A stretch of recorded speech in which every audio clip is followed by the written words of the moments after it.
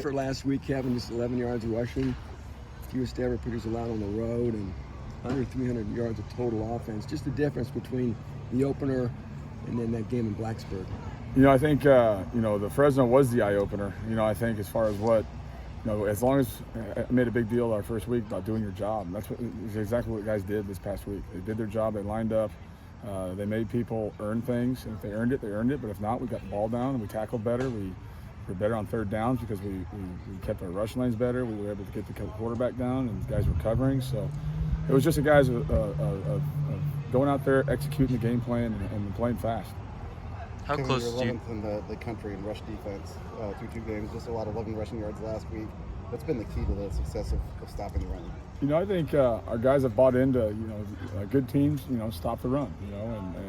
And I think in order for us to be a good team in this conference, we're going to have to be a really good run defense. So it just starts with whomever we play. We got to have a mentality that if they're going to beat us, they're going to have to throw it over our heads. So I think guys are straining to be in their gaps. Guys are straining to get off blocks and stop the run. And then obviously, we've had some negative plays, which always help too. But I think it's the mentality that we're trying to build here. How close do you think this defense is to what you and Coach Walters envisioned for it?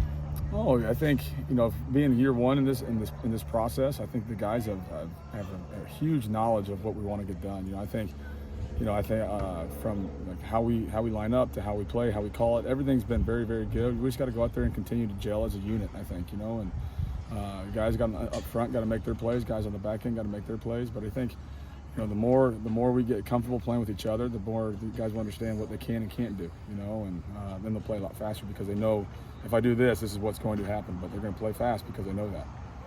Syracuse is through 2 games look pretty good. I know the opponents are what they are, but they've done what they're supposed to do. So this is kind of strength on strength. We're going to match up against a high-powered offense here this week. Right. No, they propose a lot of challenges. I think our message is it's an explosive offense. We have to make them earn it. I think if we can keep the ball inside and in front of us, I think we've got a great chance this week. If making them try put together a 12-play drive and make them earn it at least. So I think that's the big thing we keep preaching on our guys is let's just keep the ball inside in front of us and let's get the ball down and let's play again, and we got a chance this week. Not that it matters, but are you aware of what happened last year up there?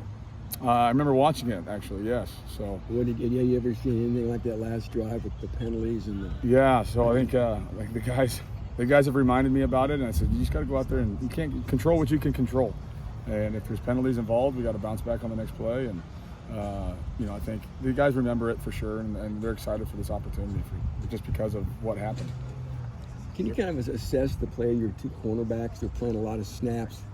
Marquise Brown and Marquise Wilson look like they're holding up pretty well. Yeah, they're doing. Knock on wood, they're holding their own. So I think we were able to go out there, and Coach Carter did an unbelievable job, kind of getting those guys here on campus, and they've made an immediate impact since they've been here. I think in our defense we do play man coverage, and the guys got to be able to cover. So and they've done a great job of that. So. Just keep going. Got to keep them healthy. Knock on wood, and hopefully just keep locking people down. Is OC Brothers the guy that kind of makes this whole thing work there in the middle of this defense?